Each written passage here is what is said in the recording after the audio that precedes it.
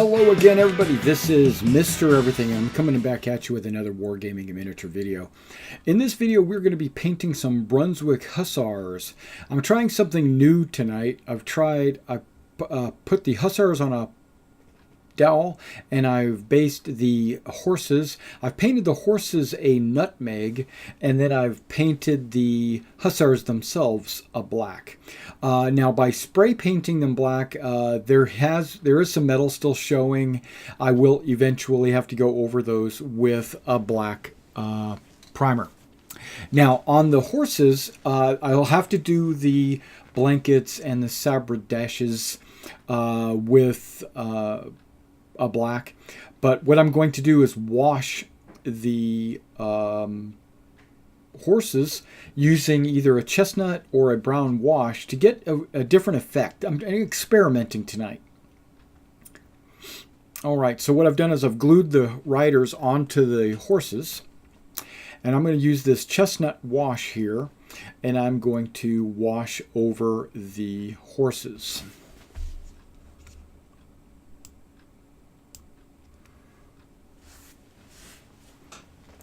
Now, you can see that that's an old Citadel bottle, and I've had it for a long time. So what I did was I've added a little bit of water to it to thin it out, also to help spread it even more. And then you just liberally apply the chestnut wash, and different consistencies, of course, are going to get you different results.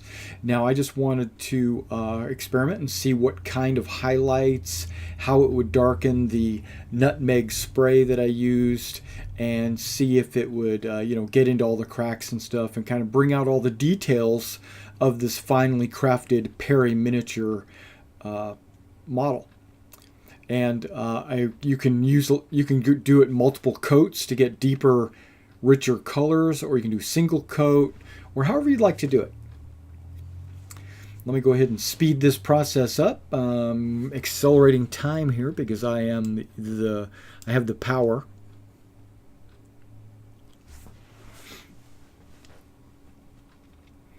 Okay, so all we're doing now is we're just liberally applying the chestnut wash to the entire horse, with just not the blanket or the rider, right?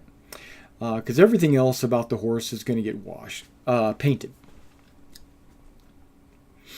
Just thought I'd speed this up so you guys don't have to sit here and watch me for an hour. I've noticed that I had 4 hours worth of video, and I had to edit this down. I wanted to edit down and cut out all the dead spots, but also speed up areas that, you didn't need to see me do all of this. I could have cut this out, but I figured, what the hell, I just speed it up. I'm really impressed with the results that I got at the end of this. So yeah, I'm very confident at the end. These horses are probably my best horses I've ever done. So what I'm planning on doing is continuing this process with my next couple of horse projects, just so you get to see it. If you pay attention to my Quatre Bras project updates, you'll see all the other paintings that I am doing. Okay, just a few more seconds and I'll have both of these 2 bases worth of horses. And I did do a couple of coats, one coat then a second coat, just because I wanted to darken it up a little bit. And then I thought about it and said, you know what? I have some brown wash here. Let me go ahead and use some brown wash. This is not chestnut. This is brown, an official, brown wash. And to be honest with you, the best washes that I've used so far has been the Citadel washes. I'm going to have to give them some compliments. Citadel, as they really know what they're doing when it comes to paint mixing and inks. I'm going to have to give them some compliments. Now, other washes that I've used, like Vallejo or what's the other company? I don't even remember. Citadel I find to be the best. You can thin them out and they'll still retain their pigment consistency. So yeah, I was really happy with that. And by doing the chestnut and the brown, you get a little variation of your horse brown colors. They're not all exactly the same. Okay, And so here, I slowed it down so you can see. Now I'm going to compare. You can see the brown and the chestnut side by side, or top and bottom, just so you can kind of see what the browns and how the browns and the chestnuts compare to each other. All right.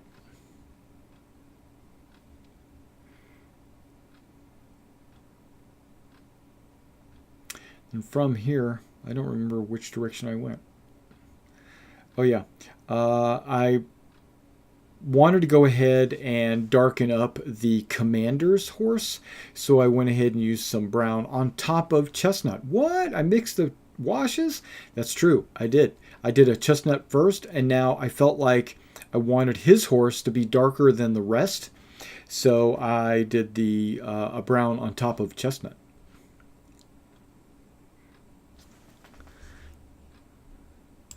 Now you'll notice that the musician's horse has not been washed. That's because it's going to be a lighter gray tone. It's going to be a gray and not a brown. Now the Brunswick Hussars, as well as some of the other units in Napoleonic periods, would have a squadron all riding the same color horse. I know, like bays or chestnuts, or what's that other color? Okay, well, here's the silver gray from Vallejo. Silver gray, I found, is a very good horse color for your musicians, because in the Napoleonic period, they would put the musicians on a lightly colored horse. I don't know why, just to maybe make them stand out and easily identifiable and able to be found on the battlefield. And I sped this process up because you don't need to see me painting paint on top of a horse. I mean, you know how to do that. But this is, I'm not used to not painting or priming black. By priming the entire horse a chestnut color, it really kind of was eye-opening in a way where all the details, I could see all the details. For one thing, that was good because black kind of hides the details sometimes. But it also it forced me to paint it more, more precisely, because I couldn't rely on the black disguising all my mistakes. All right, so let's continue on painting this horse silver gray. Painting the tail, the mane, the head, the neck, the legs, everything silver gray, because because again, we're experimenting with washes tonight, so I'm going to be washing it as well. But I wanted the silver gray undertone, just like that. There we go. All right, so now I'm going to mix up my own wash. Because I don't have a gray wash, so I'm using medium gray from Folk Art. I'm gonna mix up a wash now to help it blend better. I know, right? Get it close. No, to make it blend better with the silver gray, I'm going to add it directly to the remaining silver gray that's in my palette. So I'm going to and I'm only using a very small drop of this, because I have a small drop of silver gray, a small drop of medium gray. It's still not coming out. I gotta shake the bottle a little bit better. There you go. And you see the medium gray on top of the two side by side there. And now you're going to add about 10 parts water.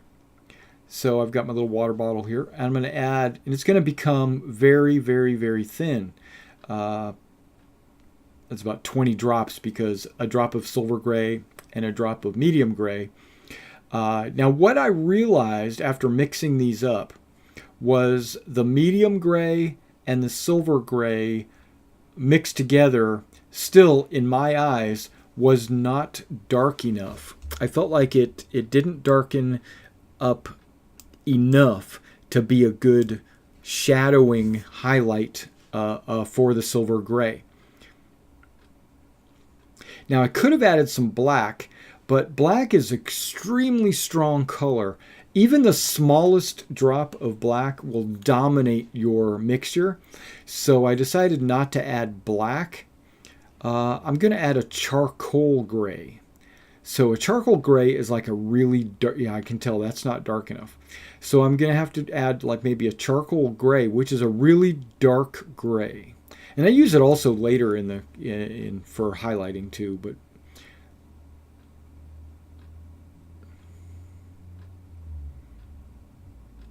that was some of the paint stuck to the nozzle. So I put the smallest of drops, and you can see how it is already starting to dominate. It's already starting to take over. So let's go ahead and mix that up. And what you wind up getting is a really dark, it's still fairly light because of the silver gray mixed in with the medium gray, and then now the charcoal gray, and all the water. So that winds up being a really good wash. But because because the silver gray on my horse is not dry yet, I don't want to start washing the horse until the silver gray dries, because then it would all start to just bleed and run together. So what I've decided to do now is just go ahead and mix up some black and go over those black hussars with paint to fill in all of the gaps of the what you call it, that the spray didn't hit, because they're still and I just use a cheap black paint because black is very super strong. So yeah, this process, I don't even know how long of this I've actually got on camera, because it's really just watering down my black, almost not making it as thin as a wash, maybe a 2-to-1 mixture, just making the black thin enough so that it wants to go into the cracks, but not so thin that it wants to bleed all over your model. So just be careful when you're mixing. You got to do a little bit of experimenting to find out exactly what consistency works for you for the best. But for me, it's about 2-to-1, black and then water. And here we go. And I just paint inside of all the cracks. What I'm really doing is just hitting spots like that was missed by the spray. Or it was hit with the spray, but as the paint dries, it shrinks. So it opens up areas that need to be touched up. And by touching them up, you're just making your model look a lot better. All right, let me go ahead and adjust the camera and take a look. As you can see on these two horses, the leader and the musician, I went ahead and I painted the horse saddle. Now what I'm doing here is I'm using a watered down black. I've watered it down excessively because what I wanted to do here now is do like a wash for the boots. So from the knee of the horse down, I'm applying a very thin black paint. Okay, it's like maybe a 5-to-1, maybe 5 water to 1 paint mixture that I'm applying to an area, the lower halves of their legs.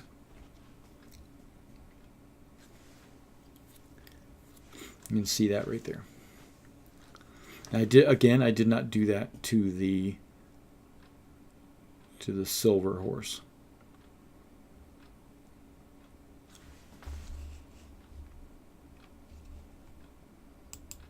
And I go ahead and I continue that on basically all the horses, except for the musician.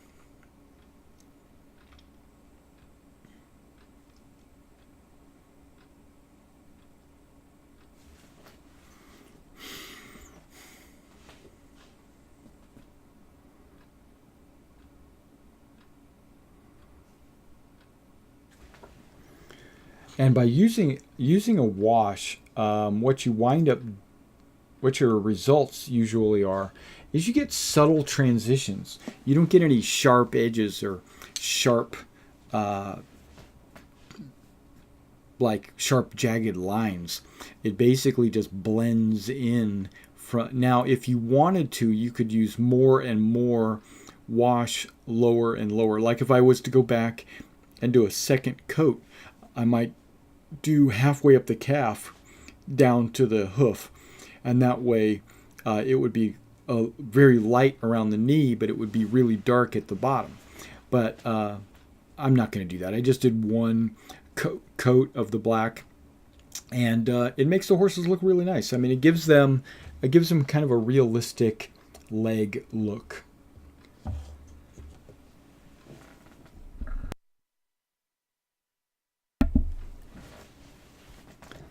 All right, so now what we're doing is I've decided to go ahead and wash the silver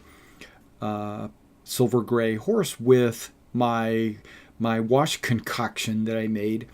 And you can see how it's darkening it up, and it's really bringing out the details of the model. And remember, because it's watered down, it's not going to completely cover the model, which you don't want. You want the white underneath to kind of shine through. And really, it'll really bring out all of the hairs and all the straps and all the muscles of the horse.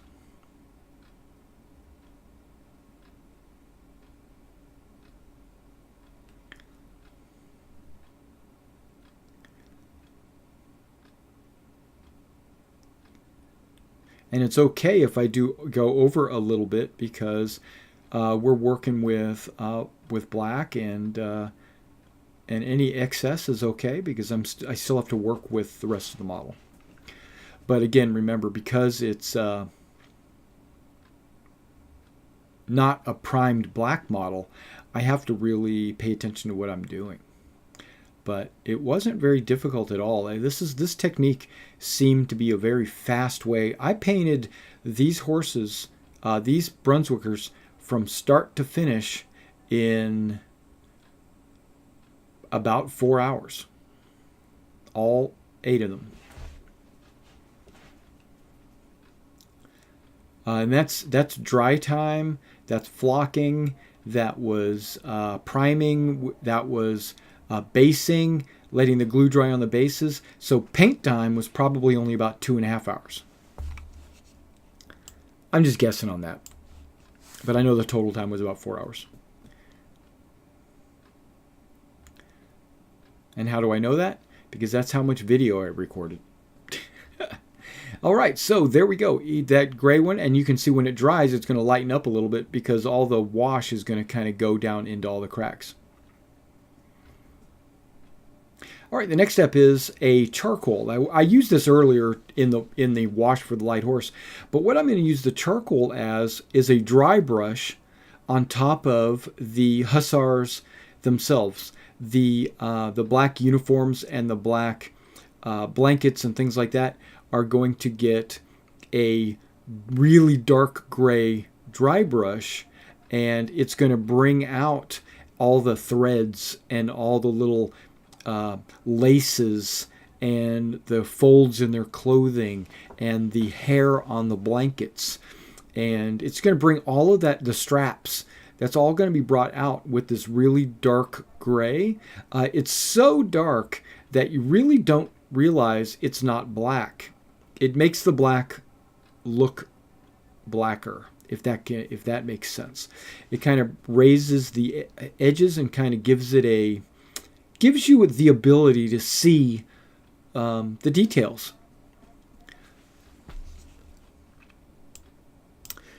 All right, here's a close-up so you can kind of see all the details, on a dry brushed. And it doesn't make the black not look black. It still looks black.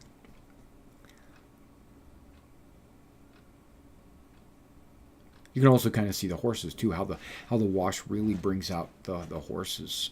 Now, there's still kind of a gloss on the horse wash, because Citadel washes tend to leave a glossy film. But that's okay, because I'm going to go later and hit it with a Tester's dull coat.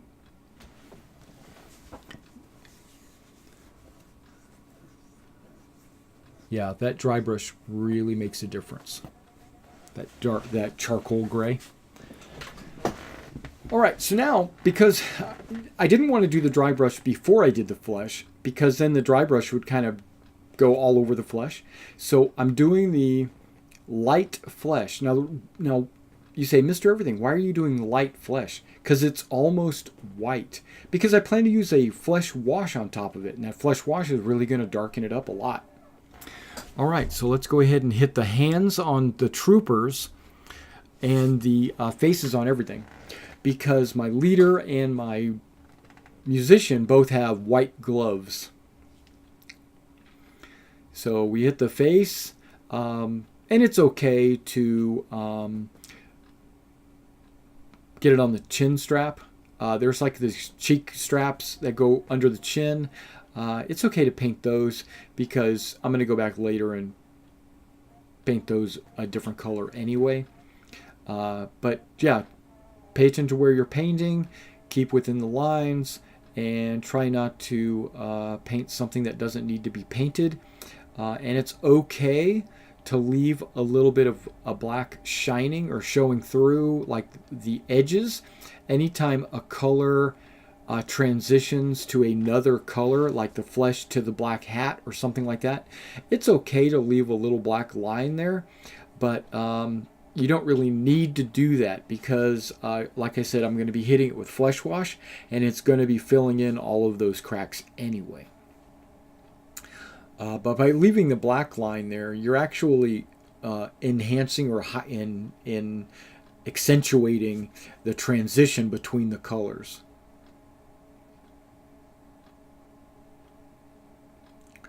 Now you can't see what I'm doing, it's off camera, but what I'm doing is I'm painting the hands, the ones that are inside the quillions, but also the one that's on the reins. And you notice that I travel a number of times to my paint. You see, like I'll do a couple of dabs, and then my brush will be back in the paint, then it'll be back on the model, then it'll be back on the paint, then it'll be back in the model.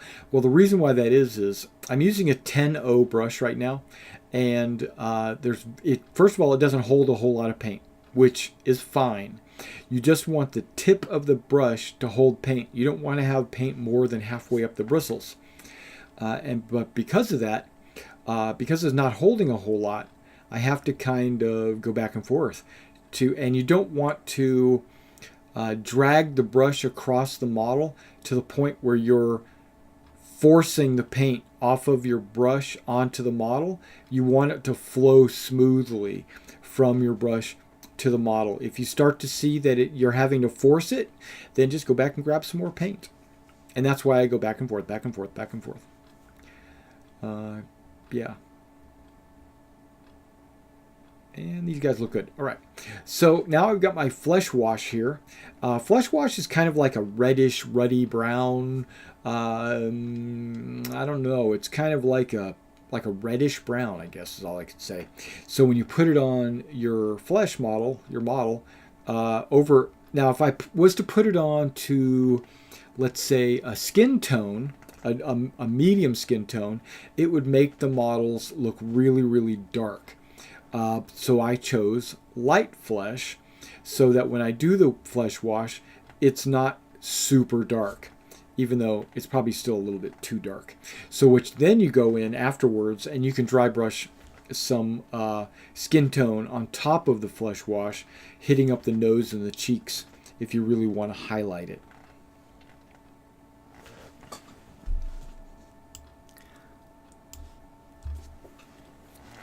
Depending on how much effort you want to put into your models.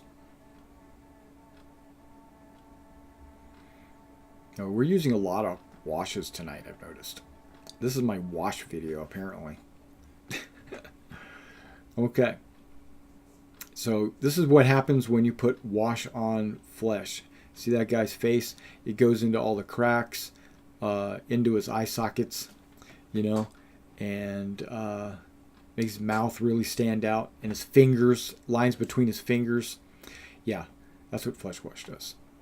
All right. Let's see what else we can do.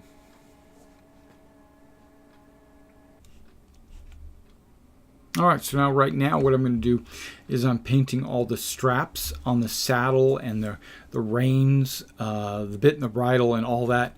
I'm painting that black. So that process should only take a few seconds. Basically, there's like a strap, the reins right there.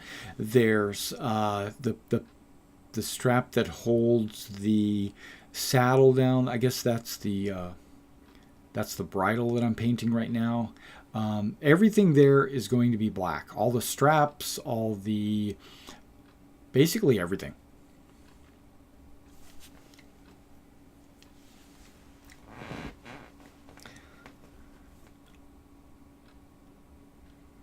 There is a there's like a crisscross across the horse's forehead. Yeah, I paint the little leather straps that crisscross over the eyes.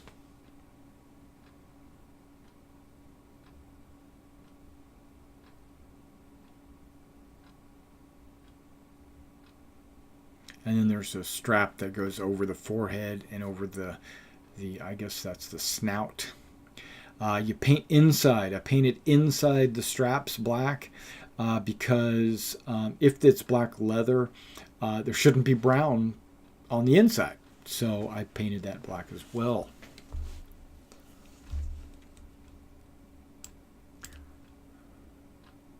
Apparently I've painted my finger black too. Look at that. Okay. Yeah, don't forget to get both sides. All right, once you get all those painted, now what I'm going to do is go to what's called a Cool Blue from Apple Barrel. Cool Blue is what I used on my Lancers as well, my Uhlans.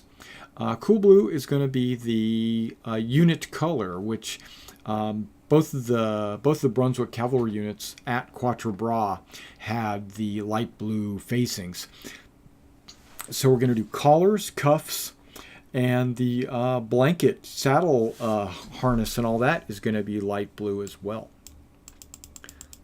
Oh yeah, and his belt is going to be alternating yellow and blue. Yeah, but here we go. We got the collars.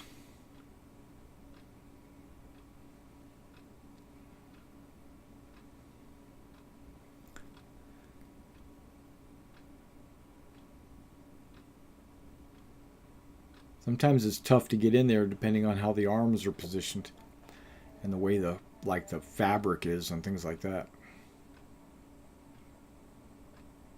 But then we're also going to do the edging of the blanket. It's going to be the light blue as well. And luckily these Perry models are done so well that there is basically paint by the numbers, because they're the little edging basically has a deep cut, so it's almost impossible to mess it up. I'm like super happy with Perry models. Perry does a really good job with their sculpts. And you got to hold the models in the right angle. And you notice that my left hand is resting on the table. That's to keep the model steady, right? And I put 2 models on a popsicle stick. When it comes to cavalry, I put 4 models on a popsicle stick when it comes to infantry. But the reason why I put multiple models on a single popsicle stick is the extra weight of the second model actually helps stabilize the first model, the one you're working with, the subject matter. So by basically it's increasing the weight of the popsicle stick. And you notice how I keep my left hand rested on the table. That's to keep my hand from shaking and moving around. But then I also use my right hand, the one with the brush. I rest it against either a finger or something, my other hand or the other table or something, so that basically both hands are in unison. So if one shakes, they both shake. And that keeps me from having the Doppler effect, which basically is when one hand is shaking and the other hand is shaking in an opposite direction. You basically double the the shake. So the impact of your painting would be, notice how I maneuver the models, the subject, and I'm constantly keeping my hand firmly on the table, and my second hand is also firmly on the table, so that nothing shakes. Just thought I'd give you a little Painter 101 tip right there, master painting class. Also, yeah, the extra weight. I don't know if you know anything about the pendulum effect, but when you get the extra weight on the popsicle stick. Now, if I had 3 or 4 models on the popsicle stick would not want to move because it would be so heavy. The heavier the popsicle stick, the less it wants to, I guess, what does it say? Objects in motion want to stay in motion, and objects at rest want to stay at rest. Well, that's exactly what you're doing, is you're causing your model not to want to shake or vibrate by adding a little extra weight to the popsicle stick. I guess I could use like lead popsicle sticks. No, I can't. They don't make those. Do they? No. I'm just being silly. All right, so now what I'm doing is I'm painting the, what do they call it, wolf's teeth that are underneath the, or tiger's teeth, or I don't remember what they call those, that are actual, they're not saber-toothed tiger teeth. No, I don't know what they are. But they're the little triangular teeth that are underneath the sheepskin. You paint those light blue as well. And that goes all the way up behind the saddle as well, behind the leg, and up to the back of the saddle. Now on this one you can see that I painted the little circles on the bedroll in the back, and yeah, these guys are not complete, but I did paint the belt. I wanted to show you that even the belt, whoa, get me dizzy.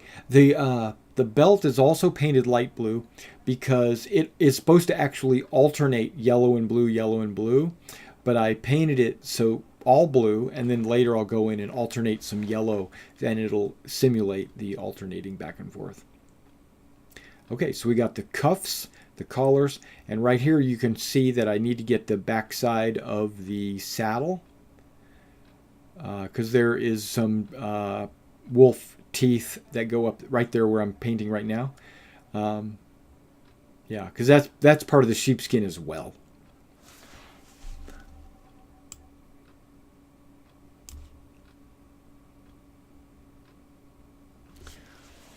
And the light blue is a really good, subtle, deep contrast from the black. I'm really liking the way the hussars look. They have a very cool blue look.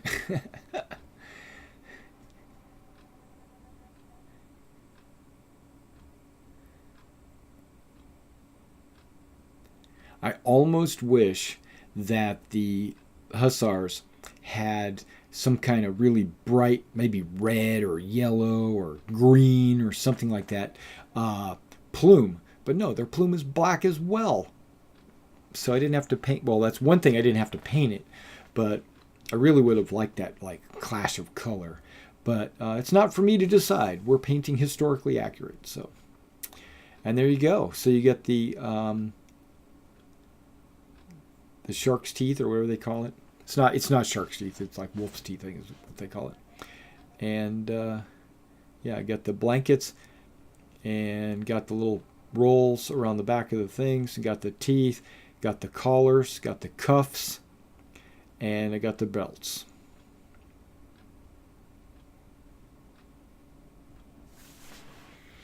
All right, so now what we're going to do is we're going to use natural steel.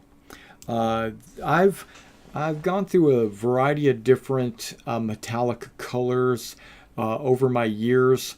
I used like mithril silver. I've used natural steel. I've used gunmetal gray. I've used, I don't know, pig iron. I've used all different colors of metallic. And honestly, I think the natural steel looks the most natural. No, but honestly, it's not it's not like silver, which is like super bright, but it's also not like pig iron or gunmetal, which is like super dark. It's kind of in the middle. It's a really good color for historicals. If I was painting a fantasy figure, I would probably use mithril silver because it's magical or whatever. It's stainless steel. But this is historical, so I'm using natural steel from Vallejo.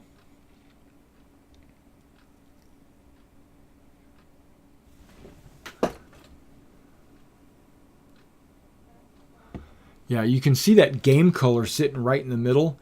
That's actually chainmail silver, which I'm not using. I'm using the natural steel, which is in the upper left. Now I'm only painting the blades and the scabbards. The scabbards are metal as well, and the blades. I'm not painting anything else silver. That's just it. Or steel.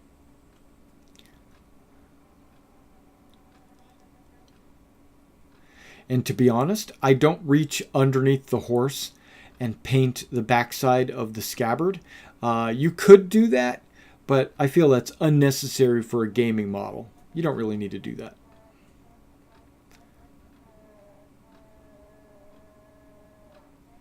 Now I'll paint the front, the back, and the side facing the player, but I don't think I need to reach underneath the horse and paint the backside of the scabbard.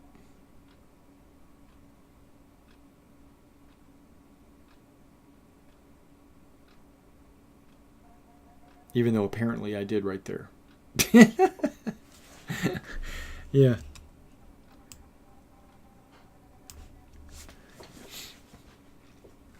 So, do what I say, not what I do. Is that what's going on? No, that's fine. Yeah, it's just I'm a perfectionist. I think I'm very anal when it comes to painting. I'm very meticulous when it comes to painting things like this. All right, let's move on.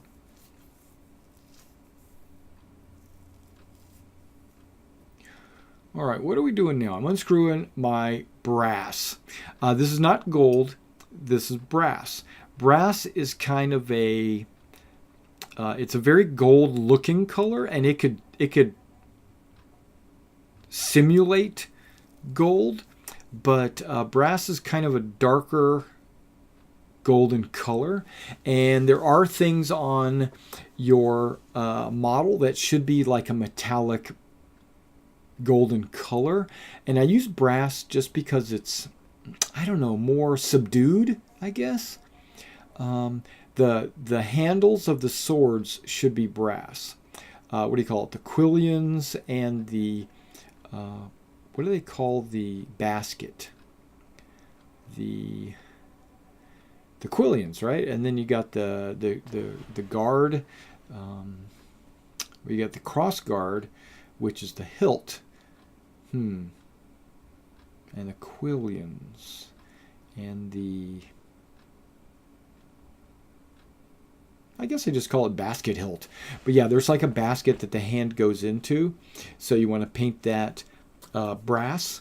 You want to paint anything like that. There's things on the horse's nose, on the horse's chest, and sometimes there's threads or ropes that are supposed to be like a golden metallic color.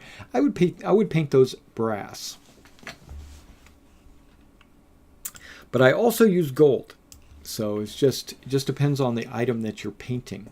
I don't know if you noticed this. I didn't really show this on camera, but I did take some white and I painted the skull and crossbones on the back of the blankets. If you look at the points of the blankets, you'll see the skull and crossbones. Those are actually modeled by Perry onto the model, and also the leader's saber bag, the saberdash or whatever it's called. It actually also has a skull and crossbones on it. The rest of the Hussar troopers just have flat black leather bags. They don't have they don't have a skull and crossbones. And then I also think I did the skull and crossbones on the center front of the helmets, or hats, I should say, shakos, as well. So those are all done as well.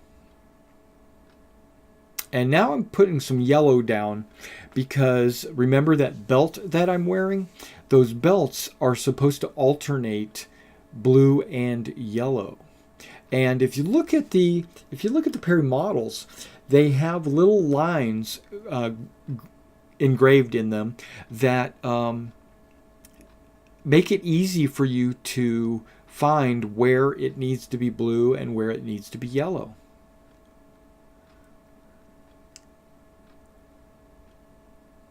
Yep, so it doesn't really matter which one you choose to be the yellow. Just pick it, and then every other little section, just make it blue and alternate with yellow.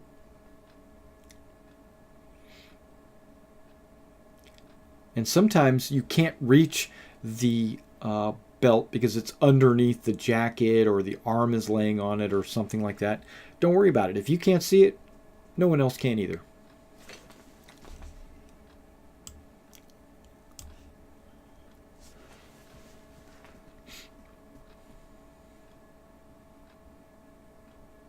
And I'm painting off camera, sorry.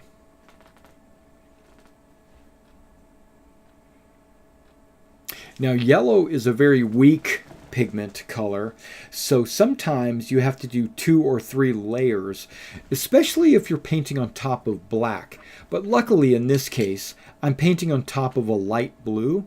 So because I'm painting on top of a light blue, you don't need to really do 2 or 3 layers. You only need to do like 1 coat.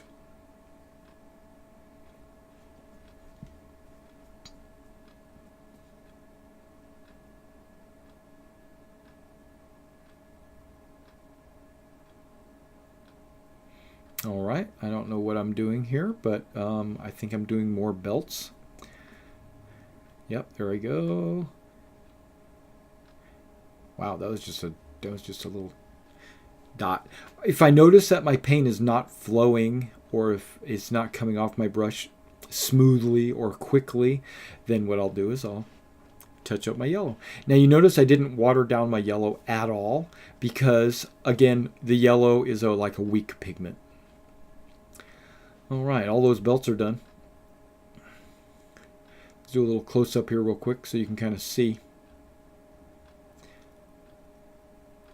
Let's adjust the focus a little bit. Yeah, take a look. We got the skull and crossbones. You got the blue and yellow alternating belt. You've got the brass on the handle. Yeah, so there's quite a bit going on here right now.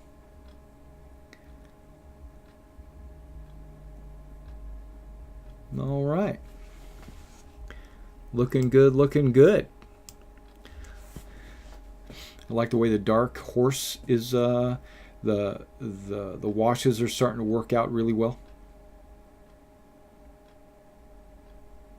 All right, so now I've dull coated them. I've based them on their 50 millimeter bases.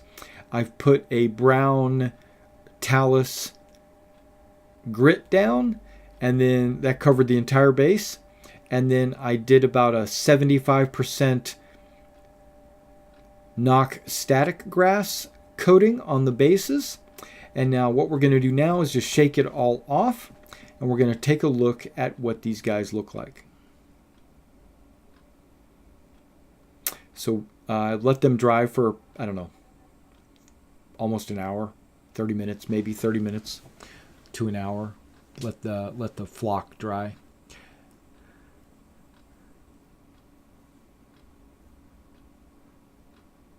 Let's go ahead and go directly back into the tub. Hey, how about that? So I turn it over, and then I use a brush, a fairly heavy brush, to tap the bottom of the base so that most of the flock or anything else that's not really gripping will fall off. And then what winds up happening is the flock will fall off onto the model. So it'll get caught on the belly of the horse or the under legs of the of the troops. So that's when I go in with this really soft bristle brush and I knock off any excessive static grass or anything.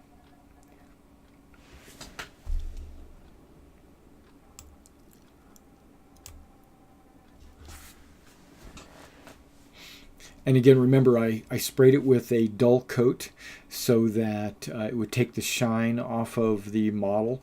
I don't mind horses with a little bit of a shine because that kind of tells you that their skin, what do they call it? That they don't. I'm not going to call it a mane. Their hide, their skin, their horsehair, or whatever. If it's a little shiny, that means they're healthy. Right? It means the horse is healthy. Isn't that right? I think that's right. So I don't mind a little bit of a shine on a horse, but the troop, I don't want to see that. I want it to be completely flat, except for maybe his metallic areas. Okay, now you didn't really notice, but I took the brass as well and painted the horn, the trumpet. He is also brass, and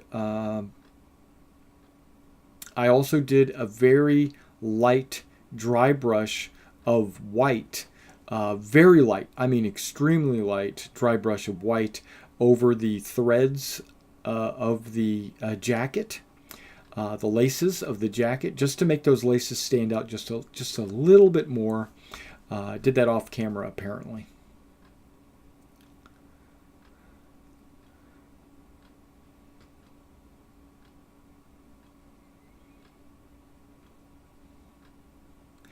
Now, these are not painted to the best of your ability. You could go in for another hour or so and really touch up these models with a little black lining and maybe a little highlighting of each of the different pieces of the model, like maybe eyes, or if you're the kind of guy that likes to paint eyes on your armies, then you could do that. But I don't paint eyes on game models, so they're not going to have eyes painted on them.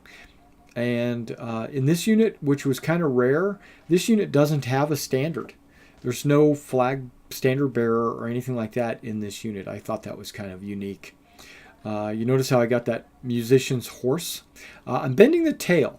I just took a hand to the tail, bent it so that when I push my unit together, the unit in the front, its tail is not preventing the unit in the back from going base to base. And that's okay. That's, they're pewter for a reason. Yeah, and that looks like a great unit right there. It's a little out of focus, but I'm going to get the camera up a little bit closer so you can kind of get the money shot on these guys. And I'm going to focus it in. Notice how the bases are not 100% flock. They're kind of a 75% grass, but the entire base is gridded with this brown talus, which is a new technique I'm using. I'm not using sand and painting it. I'm actually just going straight brown talus. It does a great coverage, 100% coverage, and then I put the grass on top of it. Yeah, I think that's a cool look. Now I might go back later and do some more highlighting on these guys, but I felt like I didn't really need to do that.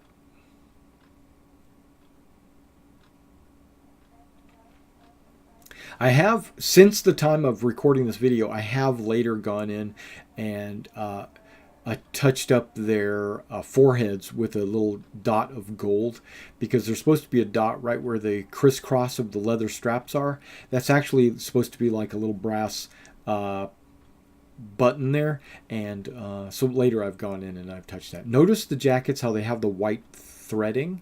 That's because I've gone in and dry brushed the threads.